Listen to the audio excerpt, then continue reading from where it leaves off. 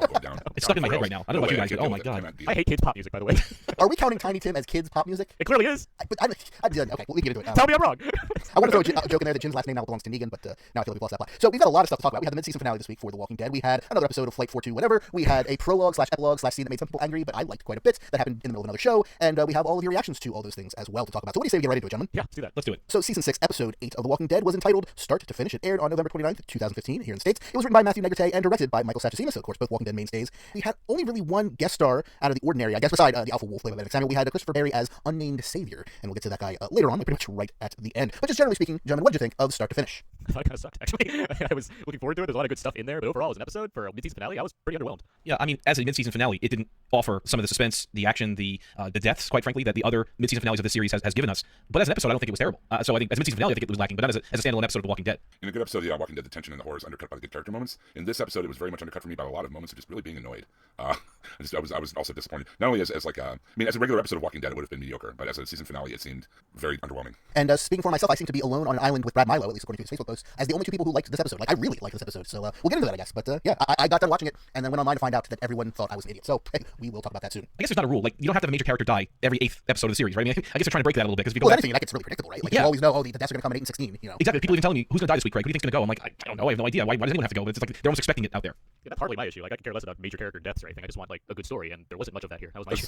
I'm on the same page as Aaron. I just did not feel like. I mean, there were deaths in this episode that should have had bigger emotional impacts than they did. That didn't. They just kind of floundered. There were just like a lot of scenes that just seemed kind of thrown in there just because. There were things that were just totally ignored. I don't know. It seemed like. I mean, you don't need a big body count to have a really impactful episode, and this was had neither. Well, the episode starts with a cold opening featuring everyone's favorite young actor, Major Dodson, as Sam, Yeah. as he listens to everyone's favorite, what do you call it, Aaron, children's pop song Yeah, of from course. the 70s, 80s. When was Tiny Tim a thing? I think it's timeless. It's timeless. Tiny Tim's Tiptoe Through the Tulips playing on an old school record player. Well, I guess it's the only kind of record player there is, but it's a record player anyway. He is coloring there on the floor, and he's actually coloring a picture of himself tied to a tree surrounded by zombies. I wonder where he got that idea with some of his invincible minifigs standing Those are on awesome. I like the little plug there. That was I fun. love seeing that. That made me smile. I guess those were Minimates. Is that the right brand? They look like they were, but I mean, they could be something different. But that's Yeah, the thing. I've got some around here somewhere, not invincible ones, but I would pick them up and check the name to double check. I can't remember. Anyway, and the camera, it's pretty much just one shot, right? Or towards the end, it's one shot as the camera's panning around the room, Yes. and you see him swat away an ant, and then the camera goes to point out the window. I believe we can see the clock tower out, or the watchtower out the window, and we see ants coming in, cracking the window, and streaming down towards the cookie on a plate, and the camera pulls back to show you that there are just tons and tons of ants as the music plays, as he is sitting there, oblivious to everything that is about to go terribly, terribly wrong outside, as the ants are a microcosm of what is about to happen outside. I will say this, and it's not about the lack of subtlety. I don't care. It's like, yeah, that's Walking Dead. I get it. It's a cool shot, and for all the gripes that I have with this episode, I'm not about to just sit here and just pick apart everything about it. I'm not rich, but Or me a couple weeks ago. who's unfortunately not on this episode. I'd love to hear his opinions on it, but I do think this is an incredibly well shot episode. I think there's a lot of really cool shots that I actually put in my notes, and this is one of them. I think it's a very cool shot of the ants and trailing it to find out where that's going and what that all means. It's just one of the many things I think this episode does right as far as the cinematography goes. Was that Carol's cookie? Oh yeah. Okay. No, I know it was the other one's cookie. It was just her mom's cookie. Jesse, he didn't like it as much. Yeah, But the ants did. Yes. Yeah. Okay. Yeah, it's like anything. But yeah, Carol's cookies obviously are the best cookies. They I were thought the ants might be devoured. wrong. Exactly how old is he supposed to be in this? Is he supposed to be like 12 or 10 or 6 or 7, maybe 8. He's timeless. tiny? He's an immortal. He belongs to the ages. Highlander. Yeah. I'd say he's closer to 8, 9, or 10. He's one of those. He's that age and that size of a kid where it could be anywhere from 6 to 12. You know, like they can tell you whatever they want. But I don't think they set a specific age on the show. No. And regardless of how old the actual actor is, and I do not know how old Major Dodson is, all the things they show him doing, not just in this episode, but throughout, I would say something that like a 6, 7, or 8-year-old would do. But that's just me. It doesn't say his age on IMDb, but he has an adorable IMDb profile page. It's a little bow tie on and everything. Oh, I'm nice. trying to find his age on here. I can't see it. All right, whatever. Keep going. I don't talk about Major Dodson anymore. Then we go outside after that nice little opening section there, and we see the watchtower collapsing, knocking down a panel from the perimeter wall, and walkers swarm through the gaping hole and the smoke and debris. Several of them have like nice pieces of debris and shrapnel like stuck through them, kind of skewered through them, which I thought was pretty cool design stuff. Even one with like a jaw that was half hanging off. It was a neat looking one. And Rick orders everyone to run for their homes and for safety. And Deanna and Rick open fire on the walkers, and Deanna is injured. I guess she fell onto a saw. I was a little. I agree with you, Aaron. There's a lot of really well shot stuff in this episode. I did think this was one place where it faltered. In that, where did this saw come from? Completely agree, because I saw the same thing happen with Carol, where it's like Carol just randomly falls down, and it's like, Right. what happened? Yeah, that was And Maggie, there's like, we're cut to Maggie just being a klutz for some reason. Just a lot of random stuff like this happening. Yeah. But I just, yeah, she fell on some saw, and I thought I got her one place, and I know Carol was in her side, and then she Well, got no, it hit her in the leg. Yeah. The bite was on her side, but you can clearly see right there, even when she falls on the side, she's already bloody on the side when she gets cut on the leg. See, I saw it a little differently. It looks like, first of all, Deanna went to go save Rick. She made the dive. She was firing bullets to save him somehow, whether it be for naught or what have you. She did try to save him. She landed on a circular saw, it looks like on her leg. While she was down there, it looks like there was a zombie already on the ground that took a little nibble out of her side and her belly. That's what it seemed like. So it all happened very quickly. But that's the aspect that I took away from it. More like the tripping and falling dead, am I right? Yep. Guys, I'm just gonna say this once. There's a MajorDodson.com, and there's a contact thing here. We can contact his people and try to get him on the show. I feel I like would love to do that. we should attempt to do this, guys. I'm not kidding. Hold on. If we get him, we have to get Toby then from Fear the Walking Dead. I mean, we're going down this road. Now, if you interview Major Dodson, do you have to salute the entire time? Oh my god, yes. And also, with this confusion, Tara and Rosita seem to grab Tobin off the ground, Yeah. but you don't see him for the rest of the episode. He's just laying down the whole time, I guess. Like, I mean, they made an inference. Okay, these people made it back to their homes. Maybe they shoved him back in his house and they went to go hide. But I don't know where he ended up. Well, yeah, that's part of my confusion with this episode. There's a lot of people that is like, I don't know what happened. I just assume everyone went in their houses, but like, where's Heath? what's his name? Where's Heath? That's what I was wondering the whole time. Like, he was credited. Like, where's he? Yeah, Heath, Aaron, Aaron, not yeah, Denise, but the lady who runs like the That's Olivia. Okay, Olivia. yeah. There's a couple people that you don't see, but then again, this was a pretty jam-packed episode. It's not like there was a lot of just sitting around scenes, and people were always doing stuff and running around. But if I have to deal with weeks of like the Walking Dead show, you random Alexandrians I'm supposed to care about, it'd be nice to see about the people I'm supposed to care about running away and hiding for their lives, so I know that I'm supposed to care about them. Oh, I don't disagree with you, but it is what it is. I'd rather see shots of Heath running to safety rather than Maggie being a klutz in the grass for no reason. Speaking of klutzes, meanwhile, Carol trips while running down the street and hits her head, and Morgan helps her up, and they dash into the townhouse with a makeshift jail cell. Now, did she trip on shell casings, or did she drop shell casings when she fell? It looked like she dropped him when she fell, but she just fell out of nowhere. I mean, Yeah, it was strange. very strange. Just went right down and hit her head. And everything in the episode says she hit her head. I thought she hit her knee, but Hit her the head? rest of the episode says she hit her head. Because she didn't have that red patch on her forehead until she hit the ground. Like, what? How could you do that? I mean, it's a pretty rough fall. Okay. I mean, it's unusual for her. Maggie also trips and scrambles as she's running to a lookout post. She narrowly escapes walkers as they grab at her feet and tear the ladder away, but she makes it to safety, and we see a nice callback shot of her with looking down at the zombies as she's laying on her back, just like Glenn had back at the prison several seasons ago. And as she's on her back, she sees the green balloons from the end of last episode floating by. If we were a real professional podcast, we could hit 99 lift balloons right now. Now, see, I was thinking float on, but that's But that ends the episode. Eugene towers against the wall, and he spots Rick's walking on the ground when Daryl is coming through calling for Rick. And it turns out that he was the one who picked it up and called for help. And Walker's just about to get in when Rosita and Tara rescue him, and they flee to a nearby garage. You know, and the Facebook group was a little mad at us for not addressing who could it possibly be on that radio. Although I thought we talked about it, but obviously now, folks, it's Eugene. It's him. It's not some other group with great walkie-talkies. It is Eugene saying, "Help me, help us." I thought we did talk about the radio thing. We definitely we did. did. I just find this. Yeah. Not to the depth that some people wanted us to, I suppose. So We have other things to nitpick in those episodes. Rather than There's so many watching hours in the day, and Yeah. there's so many nits to pick. I mean, come on. But yeah, props to Norman Reedus for not lying to us this time, I guess, since he did say it was supposed to be Glenn. So good job, Norman. Rick helps Deanna limp down the street, where they're joined by Michonne, Gabriel, Carl, and Ron, and Jesse as she shoots at incoming walkers, and they usher the group into her house. And Ron doesn't do anything with the gun yet. Like, we see him with the gun out, walking behind Carl, but that's when the tower falls, and he's caught off guard, and we'll get back to it later. Don't worry. Meanwhile, Enid and Glenn watching shocked from the perimeter as the tower falls and the zombies enter. And despite Enid's pessimism, Glenn insists on helping Maggie and his friends, and reveals to Enid that Maggie is pregnant, which gives Enid a little bit more reason to understand where he's coming from. This is why Glenn's always my favorite character. Ever the optimist. when Rick and the gang enter Jesse's house, and she says, "Come on, I got Judith, come on in." There was that owl again out there. I'm telling you, that's what that was. And she even mentions it in this episode. It's like, "Oh, they knocked over my sculpture." So it's like that's what she was working on. This is 24 hours after complete chaos with wolves. She's fooling around with the sculpture out there. I have no idea what the owl means. I really want someone to explain it to me. As far as we know, it had been pushed over in the attack by the wolves, and she picked it up and put it back on a stand. Okay. Like, I don't know that she was welding. She was just putting it there. It's so strange. There's so many things to worry about than a stupid metal owl sculpture that she's obsessed with. Was there a It's a debate about metaphor this? for the town. Was there a debate about this that I missed out on? Not really a debate. Just was she working on the owl last week? Craig? Yeah, she had a hammer. Like she was on the porch. We couldn't figure out what she was working on. She says, "Let me put this hammer down. I'll take Judith." Yeah. We thought she was fixing a window, but in reality, she was fixing her owl. Well, she could have been fixing the window, which was behind the owl. See, this is why we can't talk about phone calls. We gotta talk about mechanical owls. I just don't understand it. Maybe there's a symbolism there. It's I'm not missing. mechanical. It's just an owl. No, It's I'm not convinced it's a bigger version of that owl from Clash of the Titans. Okay. Babu or whatever it's called. Where's Jim knows? Bubo. Bobo Thank you. Gal, I believe created by the goddess Athena to give to Perseus. No, exactly that. That's what Jim's working on. On the main floor of the townhouse, Carol refuses Morgan's offer to examine her head wound, and one floor below, we see Dr. Denise sitting opposite the alpha wolf, and she asks to see his wound, and he removes his bandage, revealing a badly infected gash, and Denise cautiously removes a bag of IV fluid from her pack, and we learn, at least according to the wolf, that he had gotten the wound from a rusty metal piece on a car he was breaking into, so maybe he's lying, maybe not, but according to him, that's what happened. Let's call it what it is, a rusty bumper. I wrote it down. It's a fun thing to say. I don't think we have any reason to believe he's lying about this. He seems to be pretty honest about the fact that he's a crazy wacko. Pretty straightforward. Rusty bumper. Yeah. He's on the up and up the whole episode, it seems, in terms of ideas telling him, yeah, I'm gonna kill you, whatever. Say what you will about him, he's very honest. Oh yeah, he's got that going for him. Put on today. Inside Jesse's house, Rick carries Deanna to an upstairs bedroom, and Sam watches, paralyzed with fear, and Jesse urges him to be brave, and if he can't be brave, to pretend that he's someone who is brave. Do you like Jessie as like a mother? Do you think she's doing the right thing? I'm asking this for real. I bought it as something a mother might do, not necessarily that something I think is the best choice or the worst choice, just something that I would buy a real mother might do in that situation. How about you, Jim? You have kids. I don't like her as a character in general. I don't think she has good chemistry with Rick, and I don't like the way she talks to her kids. So there you go. I think they're doing this thing with Sam, or Major Dodson, as we call him, whereas Carol's giving him this tough love version of mommy, and Jesse's giving this it's okay, coddling him, and there's obviously a distinction there. There's something with that. I think so. Maybe they're playing that card too hard. Maybe they're just like she's coddling him way too much, and it's becoming annoying. That could be it. But there's something there with Carol and her and Sam. Yeah, it's obviously an interesting kind of balance between the two, where you have obviously, as you guys mentioned, Carol's tough love versus what Jesse's doing, and the kid's shocked beyond, like he's in such like PTSD mode for, and he's a child also, so like pretend to be brave.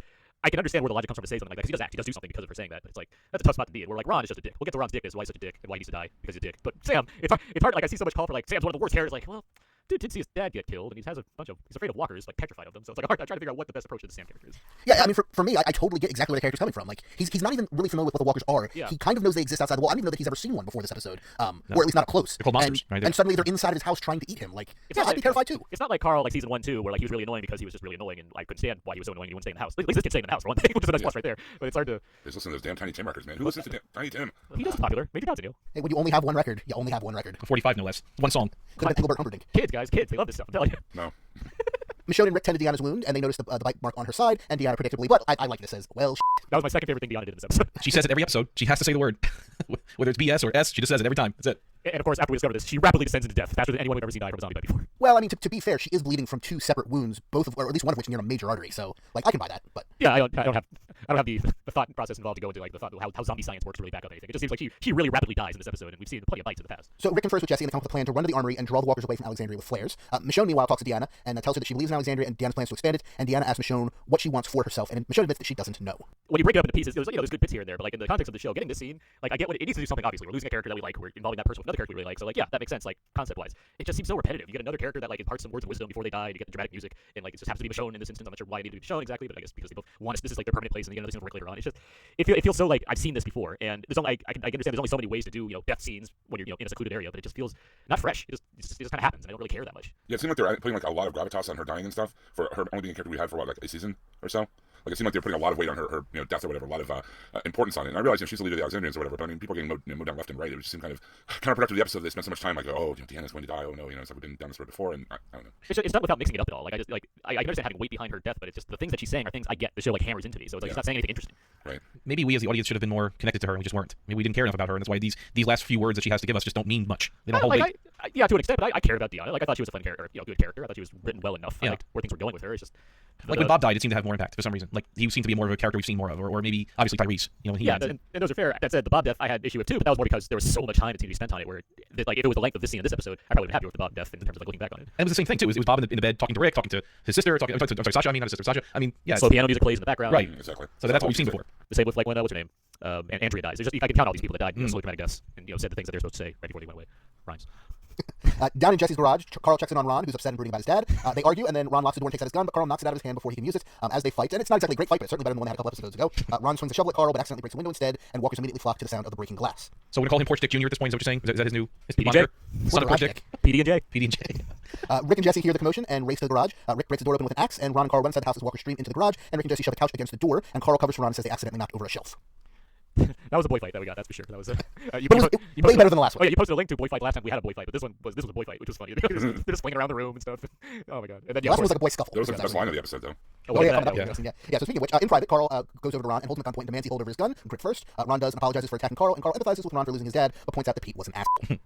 He's not wrong. I really like the scene. I mean, for one thing, I like the acting from Chandler Riggs, but I also like the progression of this character. It's a very clear line and very clear progression, and call back to earlier scenes, like back at the prison when he, or back at the farm, I guess, when he shot the guy from Rescue Me, whose name I can't remember. But and Herschel was all worried. Oh, your son shot this kid with his hand in a gun. Here it was Carl taking charge, telling him exactly what he needed to do, and following through on the plan. So good for him. That was a big call. Oh man, the guy from the kid that like broke his leg in the barn. Yeah, from Rescue Me. Did Shane kill him? Yes. Shane killed him.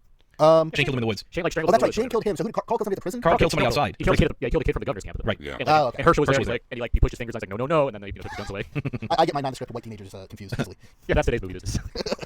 So Rick hears Judith crying and he runs upstairs and he opens the door to find Deanna leaning into Judith's crib and moves in to kill her, thinking she's turned, but she says, "It's still me," which I like as a moment and timing all that stuff. Seeing how weak she is now, Rick gently lays Deanna in the bed and she gives him farewell notes for Spencer and Maggie and asks him to look over Spencer as he would his own people because, as she tells him, they're all your people, Rick, which is the right answer she was looking for last episode. That shot leading up to Rick discovering Deanna in the room, that was another one I wrote down as a cool shot because it's just like the line that some people find the show pretty scary. I don't really, but the build up to this scene I thought was pretty tense. Like I didn't think that Deanna had turned and was about to eat Judith, but I like the shot composition of like Rick's like shadow in the hall as he slowly walks down to see what's going on, and you see Deanna, her hands are like slowly creeping into the crib. Like that was a pretty cool like sequence. I like. Well, it opened with that shot of like the bassinet, just like with a whole bunch of blood on it and stuff. Yeah. And immediately that was like that set the tone for what was going on. For sure. It was a nice little, it was a good sequence. little mini horror moment. And she had a good line too. She goes, "Rick can grow one hell of a beard." Yeah, that was great. Yeah, that was a great line. Yeah, that's a good line in here. Like as much as I'm annoyed by her death, like she went out like a champ for sure. Oh yeah, absolutely. And what was it? Saying the whole Rick's, they're your people. Okay. I can't wait to see the Alexandrians react to that one. You gotta put me in charge. Here I am. But I mean, she had already put him in charge a couple episodes back. I mean, it's more of just getting him to understand what that means. Oh yeah, I think more than anything. Although Deanna's not the greatest judge character. I mean, Porch Dick was also their people. I mean, there's some questionable folks here. And both of her sons. I mean, come on. Well, Spencer's not a bad guy. He's just foolish. Oh yeah, he's Since just he's dumb. Batman. But Aiden was extra dumb. I forgot about Aiden. Oh, those sons. Yeah, the two I forgot sons about she Aiden. has. Oh my god. Not the son she doesn't have. I forgot about Aiden. Whoops. Meanwhile, back with Carol and Morgan, Carol is taking a nap, or at least Morgan thinks, and Morgan takes that as an opportunity to peer down towards the makeshift jail cell, but surprise, not really. Carol was just faking it, and she shoves him aside and runs downstairs, where Denise is tending to the wolf's wound, and wielding a knife, Carol orders Denise to back away from him, and then Morgan arrives with staff in hand.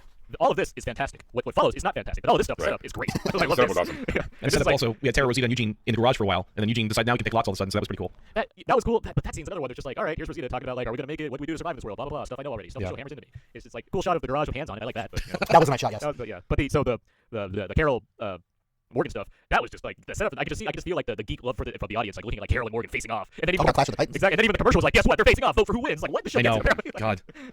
that was cheap. It made me chuckle, but it did feel like I remember when Talking Dead used to like break in at random moments and be like, guess what? They have the baby. Who's back after this? It's like, yeah, you're Chris Hardwick. It's so strong right now. I mean, Chris Hardwick yelling at me about, guess what? No, guys. Like, I don't know. Back at Jesse's house, walkers break through the makeshift defenses and start flooding inside. So Rick blocks the main stairs with a sofa as the group retreats upstairs, and then he tells Michonne they're going to need 2 walkers. And I think we all knew at that moment exactly what he needed them for. Yep. I didn't Not know at just that because moment, but this actually, happens from the comic, but also just because it's TV. I thought they were just going to create like a blockade at first. I didn't think they were going to actually do the same thing they did in season 1 all over again. But okay, here we go. I was gonna say that was a good callback to the episode Guts.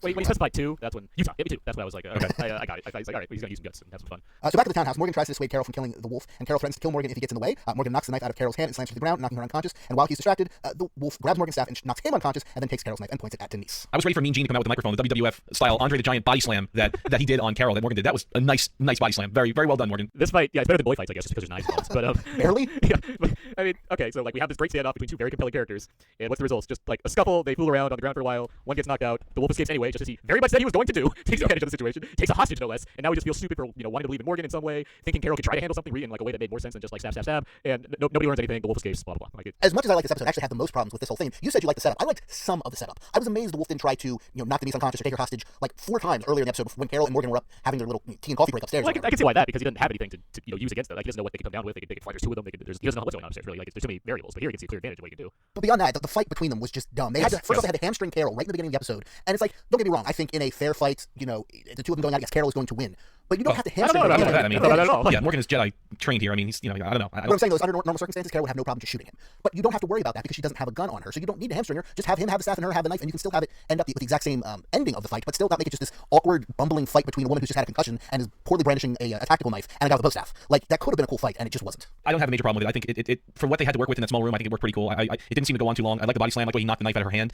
I mean, what happened with the wolf afterwards is a different story, but I like the 2 of them going at it. I had no problem with it. No, yeah, it's not necessarily the fighting I have an issue with. It's just the kind of the choice of how to resolve the situation just felt boring to me. It's like, all right, so they just scuffle around and then the wolf escapes anyway. Like it feels so predictable. You knew the wolf was going to be a problem, and lo and behold, he becomes a problem. Like there's nothing about that that's interesting. Yeah, that's exactly my problem with it. It was just obvious. The whole thing was obvious. As soon as everything was going down there, I knew exactly how it was going to play out, and it was going to play out the way that they had foreshadowed this whole time, with no surprise there. I mean, I knew exactly what was going to happen. It's so obvious the wolf tells you what he's going to do, And then does it Multiple times over the course of the season. It's almost like he should say, "I'm reading ahead on page 64 of the script. I'm going to be doing this soon, so stay tuned." Meanwhile, back at Jesse's house, Michonne tells Deanna that they're going to leave the house and try to make it to safety, and she starts to offer to kill Deanna before she turns, but Deanna insists that she will shoot herself when the time comes, and she's not ready to go yet. Another nice scene. I mean, Yeah, oh yeah. pretty much everything around the whole like let Deanna have her time to say some words of wisdom to Michonne. I'm pretty fine with actually. It seems. So Rick's group slathers themselves in Walker Guts, like we said, just like back in the episode Guts from season 1, and just like Carol did when she attacked the Terminus encampment last season. And Sam opens his door and recoils from the gruesome scene of seeing everyone with absolutely no context, just cutting open 2 dead bodies and covering themselves in guts. Like, And then Jesse walks up and is like, Sam, you gotta do this, and he's like covered in nastiness. and pretend you're brave. It's like, couldn't you have warned him? Like You anybody. decided I'm now not to putting talk the to him blame a on. little bit more than you did. I'm not putting the blame on Jesse here. There's 8 people, all of which there's a 6 or 8 or whatever-year-old kid in the next room, and no one thought to warn him, hey, this crazy nonsense is about to happen. Don't be terrified like any normal person who happened to open their door and see what's about to happen. Like, come on. I'll blame Jesse. She's his mother. She should be like, hey, my son's in there. I should realize this, but she forgets until they're actually doing this thing. It's like, oh, And he opened the door. He came in. yeah, no,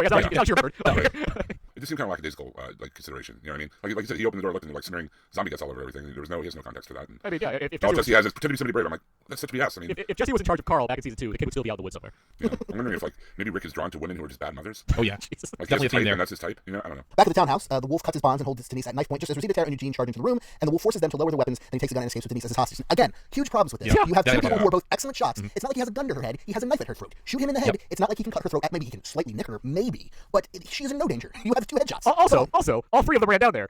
Don't all 3 of you run down there? Like, one of you could stay behind and Well, I mean, to be fair, did they know what was going on inside, or they just came in with guns out because there's zombies around? that's true. They didn't know who's in that room. They didn't know Yeah, what they have the no zombies idea were what there. was going on. It's still a matter of it's a whole giant house and all 3 of them ran to one spot. Like, how do you clear a Well, house? no, he's in the first room because we've seen He's in the that first room? door. Oh, yeah, Yeah, that's they still came downstairs. into the They're garage. not They're still downstairs. I got that. Okay, yeah. Right. Yeah. I'm thinking of unconscious bodies in the basement still. But I mean, 3 of them, 1 of him, and 2 of them are crock shots with guns pointed at him. I mean, Yeah, exactly. even if they took a shot and missed, what if they would have grazed him or something, and then he still, it would have been at least a little more realistic that, okay, look, you didn't kill me, I'm still gonna kill this girl if you don't give me your guns. I mean, something, just take a shot at the guy. At It's least. just boring. It's like if you remove this, it's the same situation. He still walks away with Denise in his hand. Like there's no difference here. And he's a wolf. You know they kill people with no compunction about it. And this whole storyline about like, oh, sanctity of life. I'm not going to kill him because I'm against killing or whatever, and that coming to bite them in the ass later. I mean, we've seen this before on the show Like if several Morgan, times. if Morgan woke up and like knocked out the wolf from behind or something, right? Like that could have been something interesting again or something like that. Like, Right. it just goes nowhere. That's fun, like or interesting or compelling. It just leads me to think that now Morgan's a dick because he let this happen, Right. and no one could stop this thing, and we're maybe gonna lose Dr. Dees, who seems to be a fun character. I like Denise a lot. I like Tara, her. and Tara's gonna be sad again, and you know I like sad Tara. She's lost a lot of girlfriends on the show, hasn't she? 2. I mean, 1.5 really at this point. Not much love of Walking Dead. Here's Here's a lot. yet. Speaking of loves and maybe losing them, Glenn and Enid climb a tree to gain a better vantage point, and Glenn sees that Maggie is safe, at least for the moment, on top of the lookout post. Plotline over. Meanwhile, Rick's group, each member now covered in Walker guts in a poncho type of situation, goes downstairs and slowly, calmly walks into the herd inside the house unnoticed. We see Deanna upstairs with a gun to her head, but she stops from pulling the trigger when she hears walkers in the hallway. And as music plays, she flings the doors open, fires her gun at the herd until she's out of bullets. And we get a really nice shot, really well matched up with the music, as she lets out kind of a primal scream as the walkers are coming for her, and we cut away. Like a boss. Oh yeah, I love when they walked into that crowd of walkers in the room, or I guess I say in the room and then outside the house. The music, the slow-mo, very, very well done. I like the way they shot that. Deanna's sacrifice moment, or I should say, I wrote down Scarface moment, but it is like a sacrifice moment. Why did she, I don't get why she did this. I mean, she could have ended her life nice and peaceful, bullet to the head, done, lights out. She shoots 5 bullets into the crowd of 15 walkers coming at her. I just didn't get why she did it. Craig. Those are 5 walkers that no one else will have to worry about. Craig. Yeah. Because them, that's why. If they want to take her down, take her down. She's not going out like a chump. She's going to keep shooting at them until there's no more bullets, and then she's going to scream at. Like, it's such a just pro moment. Just like, yeah, whatever. Like a boss, like you said. It's like someone threatens you. It's like you're going to get like the buckle or the belt. You're like, the buckle. Screw you. That's why. And I mean, from a character perspective, like she's been talking about with Michonne, it's what do you want? What do you believe in? She believes in fighting for this town, even to the last moment, even to her own detriment of a little bit more physical pain before she dies. She is going to keep fighting for the dream of this town, and that's a cool character moment. Even beyond the primal scream and the shot and the music and all that stuff, just from a character perspective, that is what Deanna would do, and that's pretty cool. Yeah, I mean, you already know I'm all about Abraham screaming in zombie faces. So any chance of character screaming in zombie faces, I'm all for it. I'll watch it all day. So Rick's group has made it to Jesse's front porch, looking out into the sea of walkers, and they hold hands and make their way into the herd. By the way, you can see the comparisons out there on Reddit and stuff. This is a shot taken directly from the books. I don't know if the character composition is exactly the same, although it's close, but this shot is pretty much directly taken from there. And they hold hands and make their way out into the herd. However, as they try to walk among the herd, Sam starts to lose some of his confidence and calls out to Jesse, or Mom specifically, multiple times, which seems to be gathering the attention of the walkers around them as the screen goes black at the sound of the walkers. Dear Internet, I would like somebody to come up with a meme of cutting that scene with the thing of Stewie from Family Guy saying, Mom, Mommy, Mom, Yes. Mommy, Mom, Or Mommy. speaking of Stewart's, Mommy, Mom. look what I can do, Stewart from Mad TV. Yeah, that would work too.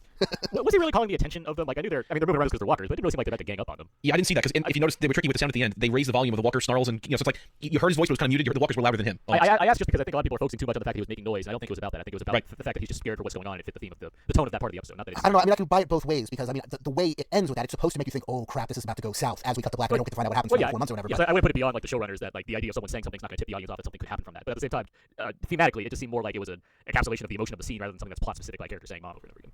All I can say is the way I read it when I watched that episode was me saying, oh crap, this is going to go bad. But who knows? So that was the end of the episode, quote unquote. Then we had a epilogue to this episode, prologue to the next half season, whatever you want to call it, a few minutes later during the next commercial break, or the first commercial break into the Badlands. And that is with Daryl, Abraham, and Sasha, who are still headed back to Alexandria, but they're stopped by a group of bikers, and one of the bikers demand all their supplies and the truck, and when he's asked why they should do that by Daryl, he tells them that all of it now belongs to Negan. Dun dun dun. And we finally get the definitive pronunciation. Yes, we heard Harry. I said Harry Dean Stanton. Wow, you make it good, Negan. Who's the actor who's playing Morgan? Jeffrey Dean Morgan. Jeffrey Dean Morgan. Thank you. I knew it was I love the actor. I just blanked on the name. We heard him say Charles it. Nelson Riley. Charles Nelson Riley. James I Earl will Jones. love Time to dance with Lucille. He's another screen named actor. James Earl Jones. There you go.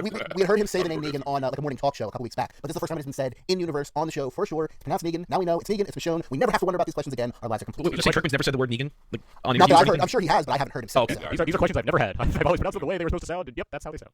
Also, David Patrick Kelly. Walker's about to play. Yay! Clink, clink. Neil Patrick Harris. Hopefully, as Neil Patrick Harris from the Harold and Kumar movies as Negan, because that would be amazing. Neil Patrick Harris would literally be one of the greatest. Does he say literally a lot in that, or are you just going out to Parks and Rec for some I reason? said literally. Does he? Okay. You know, I said it like Rob Lowe. I didn't say literally. That is Or- literally or- the best hamburger I've ever. Or wait for it, greatest Lucille ever made. Hey, it's the holidays, and you need to save money on geeky presents for your friends. What could be better than DCBService.com? Where not only will you get friendly service and actual people on the phone when you call, like a lot of other places you order stuff from online, but you will save beaucoup bucks. Not only on graphic novels, comic books, and that kind of stuff, but also on your geeky toys, geeky clothing, your Michonne t-shirts, your McFarlane Walking Dead dioramas, which is my latest toy addiction, all that kind of stuff. Save a lot of money. Good people to work with. Sometimes 40-50% we're talking about. Deeper discounts on Amazon a lot of times if you really want to shop it. DCBService.com.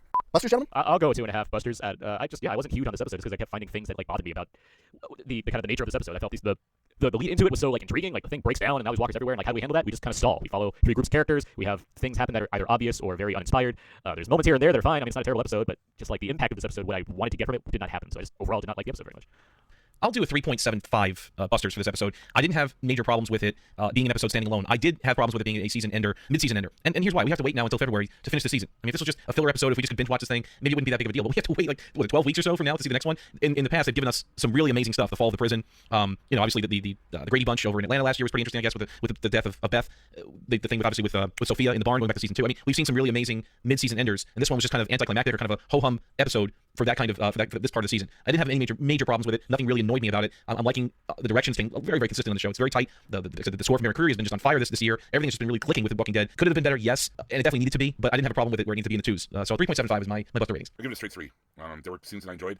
There were set pieces I enjoyed. There were moments between actors that I enjoyed. But as a whole, I thought that the episode was lacking, even as just a regular episode. And as a season finale episode, I found it extremely lacking. So I give it a 3. I'm going with a 4. I liked it as an episode. I liked it as a mid-season finale. It had actual cliffhangers and unresolved moments. I think generally The Walking Dead has more resolution in its finales and mid-season finales than the average TV show. It generally, like, it'll have a cliffhanger or whatever, but it's generally more focused on resolving plot lines in those. And this was a bit of a departure from it for doing so many cliffhangers with a hostage and people in the middle of walkers as a kid cries for his mom, all that kind of stuff. But I was on the edge of my seat for most of the episode. I liked a lot of the dialogue. I had my few problems with it here and there, but I generally really liked it. So, hey, 4 for me. But who cares what we think, Jim? What did our listeners over on the Walking Dead TV podcast Facebook group, that's the WDTV PC FBG, think of this week's episode? Jeez Louise. 702 members, by the way. Yeah, Hey, we passed 700 bingo, members bingo, this bingo. week. We got 10 new members this week. The actual name of the group is the Walking Dead TV podcast Facebook group. That's what I just said. The WDTV PC FBG. Sure. Anyway, if you'd like to join us, we'd love to have you every week. Aaron's in-depth reviews of each episode are there, linking to the young folks in his reviews. We get some funny memes through there. We get some interesting discussions through there. And every week we ask you, the members of the Walking Dead TV podcast Facebook group, to chime in with your Buster ratings for the week. And this week was no exception, obviously. Jeff Rhodes gives us 4 dumbass kids saying "Mom, Mom" while pretending to be a zombie. Good action, good story building with Carolyn Morgan and Carolyn Ron, but Morgan is a dumbass and I wish she would die. Okay, Jeff. Deanna. Tell us how you really feel. Yeah, don't sugarcoat or anything. Deanna went out like Leonidas. Her roar was long and loud. Pamela Burton, 3.5 out of 5, tiptoeing through the tulips. Episode was okay. Episode definitely has me disliking Morgan a lot now, which I'm not happy about. Shayla Benson Vega, boo, all set up, nothing happened, let down, no Buster rating. Jeff Rhodes also chimed in, get back in the house, Sam. Good call back there, pal. Everard Santa Marina, 2.5 opportunities to catch up on world history by Zippo Light out of 5. Nice call back there. I mean, Eugene reading the world history book in the garage while they argued and stuff. Brent Jones, 2.85, crazy concussed Carol's confronting characters out of 5. I mean, wow, you get the alliteration award this week, Brent. Good job. To me, it just felt like an episode that was building to a moment that never came. For a mid-finale, it lacked a punch. Lots of good drama, but no payoff. Mike Jones, 3 Black Friday crowds out of 5 for me. Just on all aspects for me this week. Didn't love, didn't hate it. Mandy Dean, 3.5 out of 5 zombie guys kept me on my toes. Carl needs to stop while he's ahead. Quit driving into the kids that his dad was an ass. Okay then. I mean, nobody wants to hear that. She has a point. Trisha Terrell Collins, 3.75 out of 5. Put down the guns. I've got a knife, Busters. Who is the whip with the ugly stick wolf guy anyway? Carol was right. Morgan was wrong. And the 3 bumbling idiots were the same as always. David B. the third, 4.25 X Games hanging human Maggie meat out of 5. I still don't understand how Judith hasn't seen a pediatrician yet and said no ear infections or other ailments. Only make one little squeak to remind you she's part of the cast. Yeah, that is there. Taking some liberties there for sure. Although, honestly, from a medical perspective, she's not dealing with those childhood ailments as much because she's not around other children, which is generally how those things happen. You get sick as a kid because you're constantly around other children who are sick from their interactions with other children. So she has kind of a reverse herd immunity at this point. That is my medical opinion as a doctor who's not a medical doctor. Thank you, Dr. Esquire. Appreciate that. Not an actual doctor. Well, I am an actual doctor, just not a medical doctor. You and Denise has more medical knowledge. I'm just trying to figure that one out now. I mean, I have an actual doctorate. I don't know that she does. Okay. Did she study psychology? Did she practice? I can't remember how far she said. Don't know. But anyway. Matthew Brown. Matthew Brown gives it 3 Rick's hatchets. It was nice to see the hatchet make a comeback appearance. Although it's staged for us to see the hatchet in use, like anyone who's read the comics know, it's used in this situation. Yet sadly, didn't quite get there. And really, I think that just compared to a traditional mid-season finale, this one left me wanting. Judith Matthews loved Carl's comment. Twitter person said unexpected and understated. That's what made it perfect. Carl Hooker, 3 ugly load walker drawing metal sculptures out of 5. Love Carl's quote and how Deanna went out.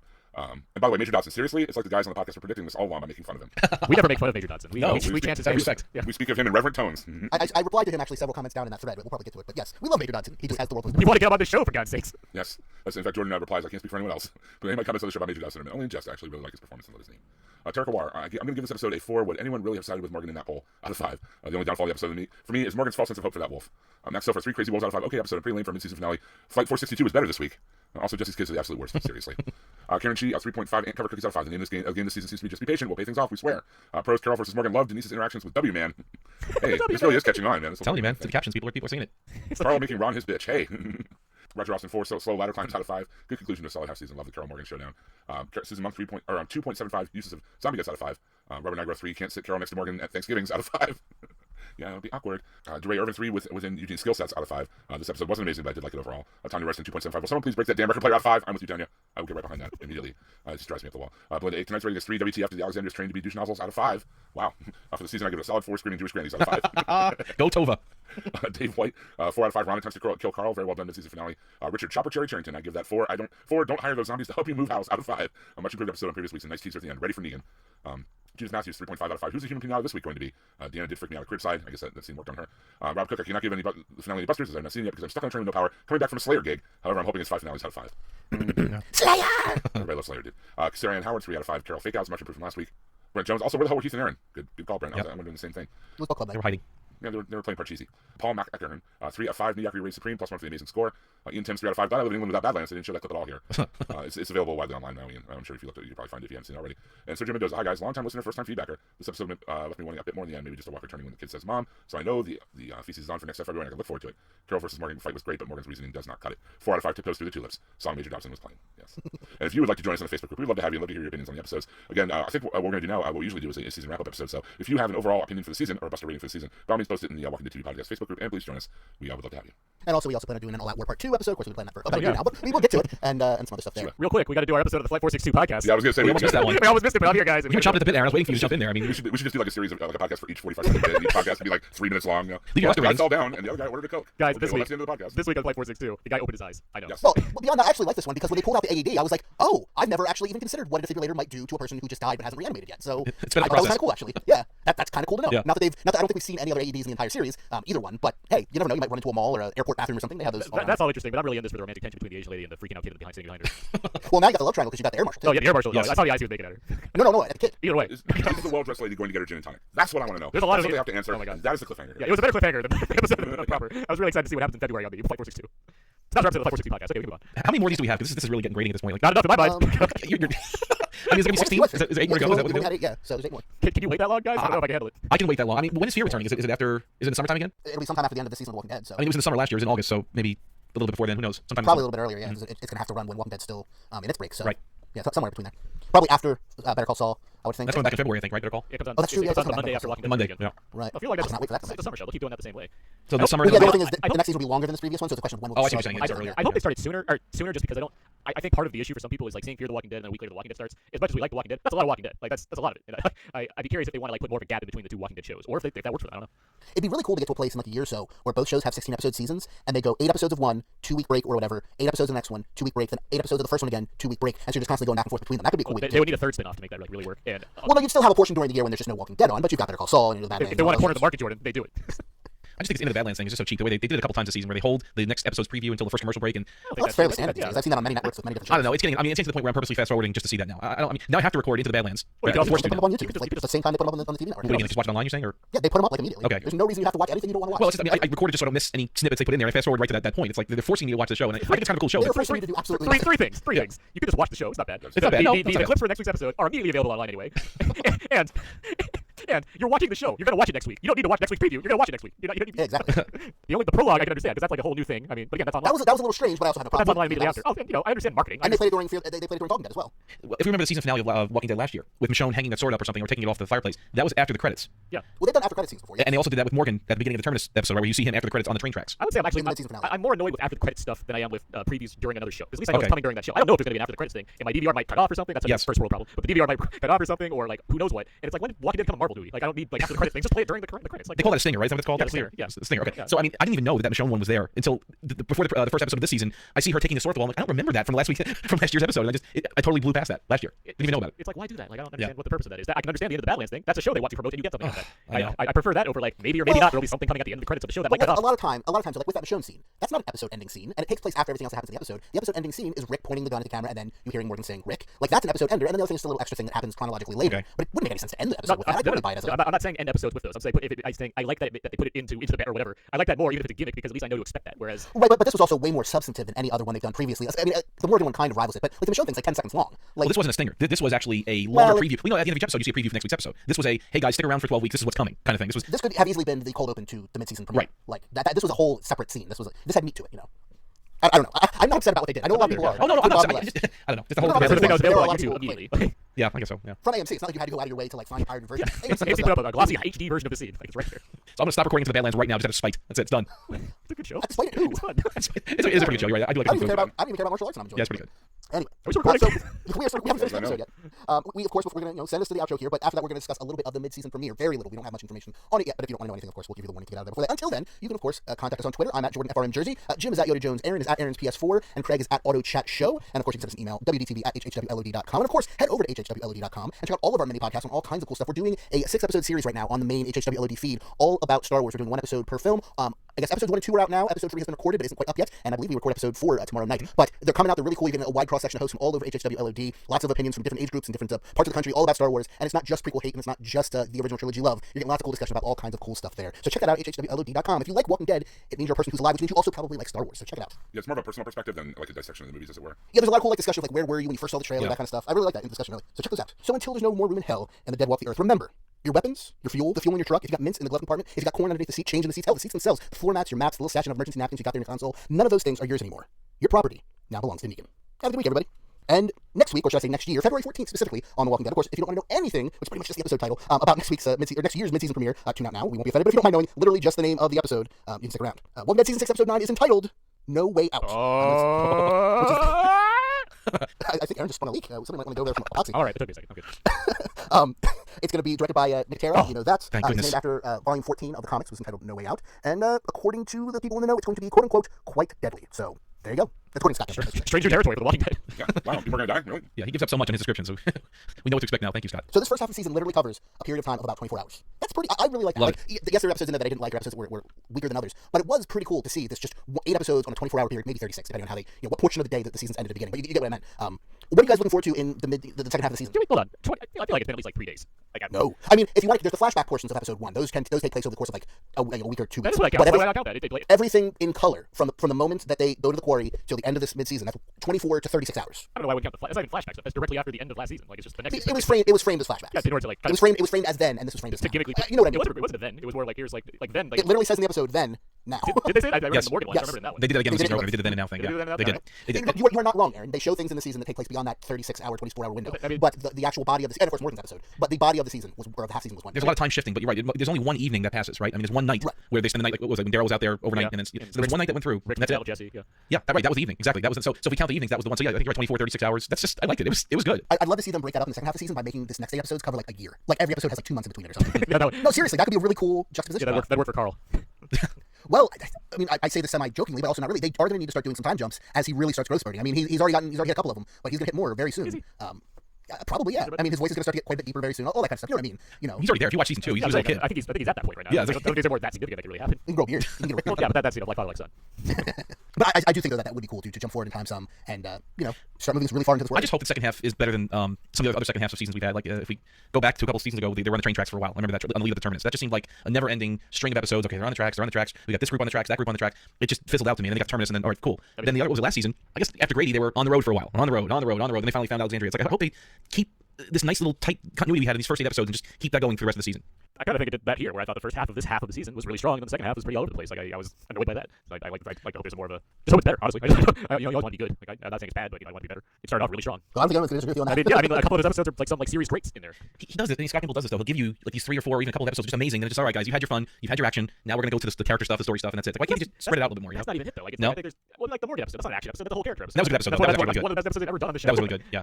It's not like anybody's going, let's just write the first couple well and then half-ass it on the others. They're trying to do their best on all of them. Some work out, some don't. Like I don't think any one person is to blame for some episodes being better than others. That's just how things work. I don't know. Yeah, I mean, they get the season opener is really good. I mean, Terminus last year was just amazing. I mean, that was just a great opening. These first 3 in this season were really good. So I mean, if they can just capture that magic that they have in the opener, and just sprinkle a little bit more throughout the season because they seem to fizzle out. Is what I'm trying to say. See, I seem to remember last season, granted just by memory, that you had that really awesome opener, and then a lot of weak stuff for the most part, and then ended with the Grove, and then the second half of the season was really, really good. Well, the Grove was That's- season 4, wasn't it?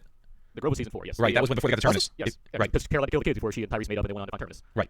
Oh, I guess that But, is true. but, But still, I remember last season it was really good in the beginning, then a lot of nothing, Yes. and then the second No, half. I- They found the Father Gabriel and church. And Well, they found great, it, but they had 4 walls and a roof. That episode, that's the one where they killed the Terminus people. That was a great episode. that was pretty cool. Yeah. But that was mid-season finale. That was 3 episodes in. Yep. Exactly. Yeah, And that's the so- finale was the Grady Hospital. It was, Grady. it was so quick because you wanted to you thought that Gareth was going to be part of the season. It's like, nope, he died 3 episodes in. He's dead. I made you a promise. So the issue with season 5 was that hospital. I hated the hospital. You remember I was all against The Grady bunch. That was Grady rough. bunch. I was all against the hospital stuff. It was just boring. And you hated the governor stuff too in season 4, right? That was rough too. Yeah, that was.